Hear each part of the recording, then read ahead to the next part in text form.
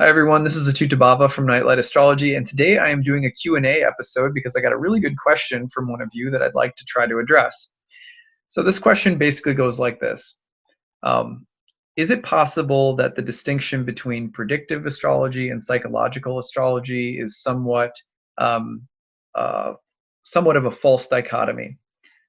Because this person pointed out that couldn't you understand one's psychology or character as an integral part of their fate or their destiny? This would be, it's actually a great topic for a video. So I'm just going to give you a brief response to this and tell you, like basically how my thinking on this is both, yes, it's a false dichotomy. Actually, psychological astrology is predictive astrology and predictive astrology is psychological. But also there are some distinctions in terms of people practicing a form that is sometimes called psychological astrology and another form that's sometimes called predictive, and what the differences might be. So first, let's get into why it's a false dichotomy. You've probably heard me speak a bunch before because I teach a class called Ancient Astrology for the Modern Mystic, and I've said basically ancient astrology is more predictive and less psychological. It's a very, very, in some way, overly simplified way of explaining it, but you've probably heard me say that before. So I stand on that's basically true. But on the other hand, when I got this question, I was like, yeah, it's a great point. It is a kind of false dichotomy. So let's talk about why that's the case. Heraclitus said that character is destiny, and remember that the native in the chart is represented in the chart among many other people and things and places and other, that the chart's like an ecosystem. So the birth chart shows you your spouse and your boss and your kids and your siblings and your parents, and so that it's peopled. And the chart also will tell you something about your own motivations and your own behavior and your own psychology, all of which you are born into. So if you've ever had kids, you know that, yeah, environment's important, but they also come in, right? Kids come into this world, each of us, with a program that we're like running, a personality program. And that personality is just as much the results of our previous actions, choices, and karma, you could say, as is anything else in the birth chart. So yeah, character is also fate. Character is also destiny. Character is something that you're allotted just as much as you're allotted something around money or marriage or work or family. So the character profile that a birth chart gives us is, in a sense, something that is just as destined as any seemingly objective element of our life story. So in this sense, sometimes modern astrologers are also making a false dichotomy when they say, we're not into predictive astrology, we're here to help you understand yourself. Well, okay, fair enough, but if you're here to help someone understand themselves and you believe that there is something that can be known in advance about what the person is or who they are that is written at the hour of birth, you're still doing predictive astrology. It's just you're just predicting elements of character rather than elements of the plot. So fine. My point is that ancient astrology is a little bit better at being predictive about the nature of the plot. But ancient astrology was also incredibly good at talking about being able to predict elements of the character. It's as though, and you've heard me say this before too, sun, moon, and rising sign, it's as though there's three big pieces of the puzzle. There's the plot line of life and elements of the plot that can be predicted. There's environmental conditions that can be predicted. And then there's psychological conditions that can be predicted, all of which is our karma, all of which is our destiny, all of which is our fate. Free will is always interacting with all of these things at all times.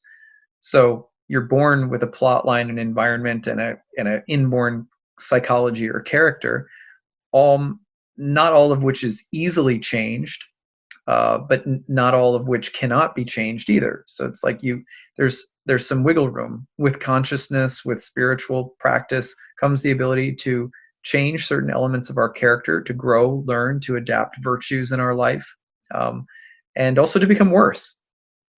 And So free will plays a role in it. Free will can shape or shift the landscape of our environment. Free will can also play a big role in how we handle or respond to the plot line of our destiny path. So fate and free will interact always, and psychology is a one aspect of our fate or of our destiny. Um, but all forms of astrology are predictive, and all forms of astrology are also psychological. For example, and I saw another astrologer mention this recently, and so I thought the fact that I saw another astrologer mention this, then I also got an email about this. It really is perfect time to talk about it. Um, if someone says, well, why am I getting such and such result in my life, like let's say in marriage or in money or something like that, there's always like a bunch of pat answers that people have. Well, you don't love yourself enough, or well, you don't believe in yourself enough, or you don't have good manifesting strength, or some, these kind of canned answers that people have. So, but I don't want to go there. But what I do want to say is that when you study a chart very carefully, you can see that the results that a person is getting, are getting in life, people are getting, are bound up in their psychological characteristics and their motivations and their desires. So you can't, the outcomes that we get in any area of life are bound together in really intricate, subtle, complex ways with our psychology, with who we are, with how we act, with how we behave, with what we desire, comes the events of our lives.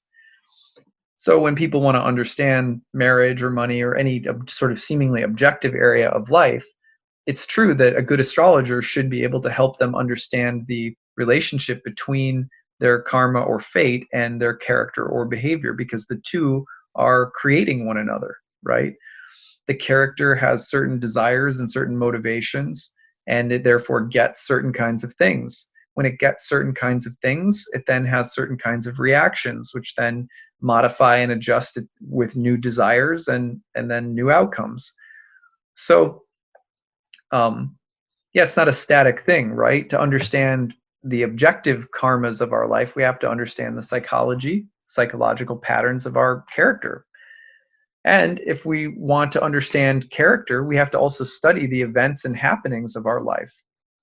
They're really important. They're so intimately connected. So in this sense, I totally agree with the viewer who wrote to me and said, isn't this kind of a false dichotomy? Like, shouldn't fate or destiny and the objective events of fate be so intimately linked with study of psychology and character? And the answer is yes.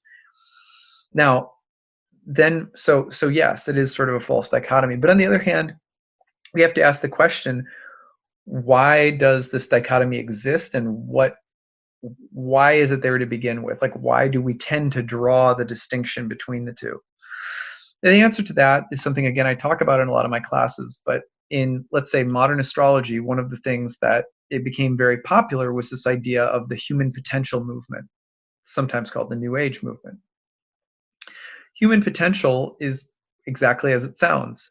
It's an emphasis on the potential that you or I or humanity at large has to basically improve ourselves or to manifest or create a reality that we feel is desirable in the future by working now to improve things.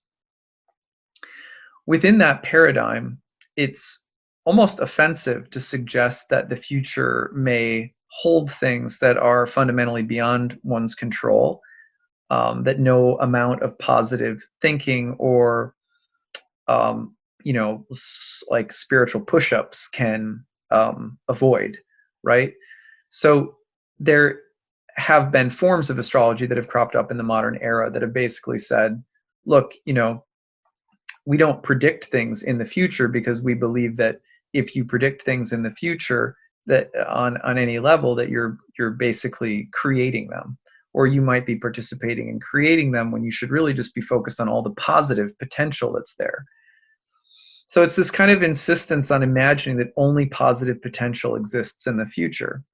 And so because of that, tends to be like a way of looking at birth charts that says, let me look at the birth chart as a series of functional potentialities in the human psyche or the human soul or the human behavior. And if I understand those and then I can kind of manipulate them well enough, then I can create the future that I want. And any suggestion that I can't do that would be a limiting kind of feedback loop that would prohibit me from, getting to where I want to go. So I won't entertain it. Okay, so that kind of astrology, sometimes generically being called more psychological, is very different from traditional astrology, which tends to be more predictive. By predictive, what I mean is it tends to say, look, of course, you have free will, you have agency. But take a simple example. Um,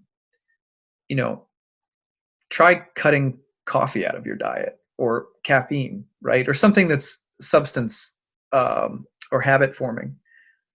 So take out smoking, take out drinking, take out sex, take out anything that, we tend to feel more compulsive about, and try to say no to yourself with it, right? Demonstrating control over material nature is really extraordinarily difficult. Sitting still in one place for most people for like 10 to 20 minutes and meditating and keeping some degree of control over their thoughts or their breath, ridiculously difficult.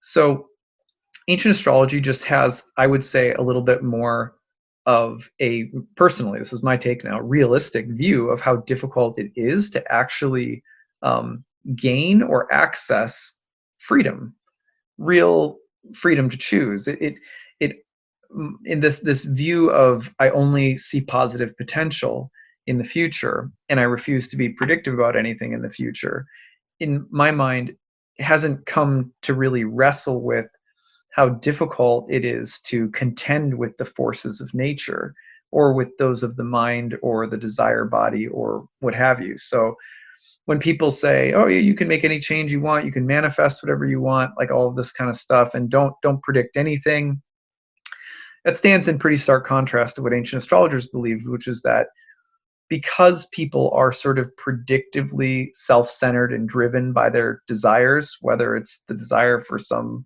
flashy piece of clothing, or whether it's the desire for more money in your bank account, or the perfect spouse, or whatever it is, that people are more predictable and actually much slower to be able to change.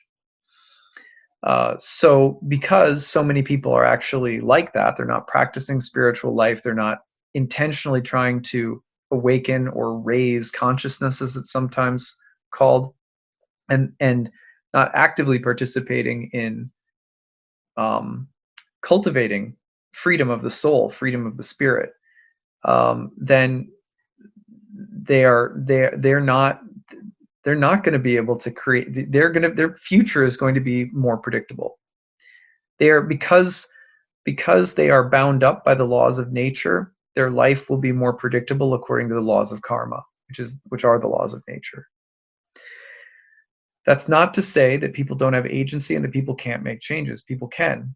And the astrologer should always, issue a variety of possible prognostications, sort of give a set of archetypal parameters within which a person can move into with some sense of agency, some sense that my free will really matters in creating the season ahead of me. So it's always important to treat people's free will as if it's absolutely real and an integral part of how the experience unfolds, because it is, and because we want to encourage people to be awake and to have free will. But the truth is also that free will is not cheap, and that it's not easily cultivated, and that it's actually much harder for people to do than most people think. To that extent, traditional astrology is more predictive, because it's sort of the starting point is basically that, look, if you were so free, you wouldn't be in a human body, right? Because the spirit soul in matter is thought to be a rather dense place for the eternal spirit soul to be bound up in matter. And so, not that it's evil, it's just a denser place. It's not easy to move. You can't, think about it just really simply. Like when you're in your dreams, you can fly. In spiritual realms, there's a lightness of being, and that's how many mystical traditions talk about it. Here, it's just a little denser, right? So it's harder to move things around. It's a heavy lifting equipment. So um, we have to learn to be light. We have to learn to inhabit a lighter body, so to speak. And it doesn't come overnight. And when it does come, it comes mostly because we've become awake to see the laws of nature and how dense and powerful they are. We've come to see how captured we are by the mighty currents of karma, of samsara, and so of Maya, right? And so again, it's like realizing you're floating down a river. Well, I'm just controlling all of this. It's like, well, you're on a river, dude. Like, look at have you noticed that there's currents, and you're actually being carried by it? So the Bhagavad Gita says this really clearly, where Krishna says in chapter 14, I believe it is, the material modes of nature, he just says, yeah, like these modes of nature are very strong, and the wise person realizes that most of the time it's the laws of nature that are acting and not my real self. So similarly, ancient astrology is the science of those karmic laws, and in that sense, it tends to be more predictive. But for anyone who is seeking insight on how to be awake and how to awaken the spirit soul and to become lighter as they exist in a body in relation to the laws of karma, the analysis of one's karma should and will always include analysis of motivation, behavior, character, and psychology, because character is an integral part of fate. Character is, in fact, the most basic determining factor of fate. If you want to understand why you're experiencing anything that you're experiencing, reflect on who you are, reflect on what you want, reflect on your desires, reflect on your behavior in the world. Be deeply honest with ourselves about that, and we can start to understand elements of our destiny, the elements of things that have happened in our life that we don't feel like we had any control over. While doing this, we also have to be very careful, because many elements of our fate or of our karma we won't understand in relation to our character. It's very, very hard to understand why a little child would die a brutal death, or why anyone who might be a seemingly innocent victim of something in life, how their character would be related to that, right? So there are elements of karma that are deeply mysterious to us that we can't always draw out some simple one-to-one correlation with either. You can't always say, oh, well, just sit down and reflect on yourself, and then you'll be able to very easily understand why your dad or mom just died or something like that. But still, when one does sit to be reflective, in the practice of yoga, in the spiritual practices that are meant to accompany astrology, one will usually come to the same place that ancient astrologers come to, which is that when we reflect upon ourselves, our reactions, our responses, our inner life in relationship to the things that are happening around us, in relationship to the events of destiny, we find peace, and we find the ability to move within the stream of karma that we've been born into. We start discovering more freedom. And a lot of where freedom is cultivated is in surrender, is in saying, I don't necessarily understand why this happened, or I don't necessarily understand the correlation between myself, my behavior, my actions, and some particular result that I got. I don't understand it, but I'm going to stay open. I'm going to, and then often what happens is that we become illuminated from within at some point, where we get some insight at a later point, and so eventually everything I think does become clear.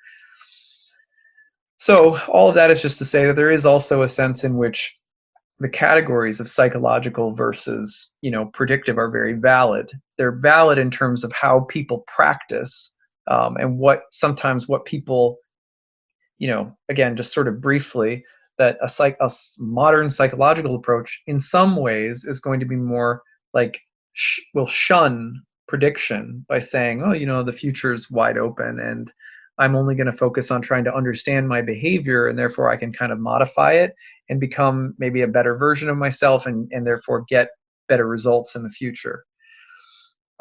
Ancient astrology would be much more, the view is much more, that it's not so easy to change your fate or your karma. It's not so easy to move or manipulate the forces and laws of reality, of karmic reality.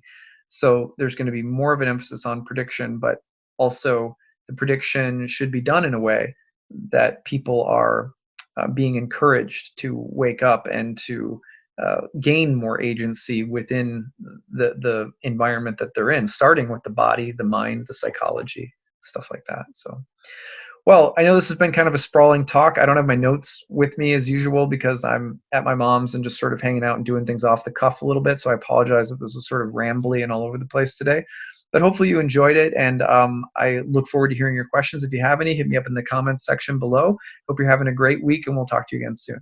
Bye.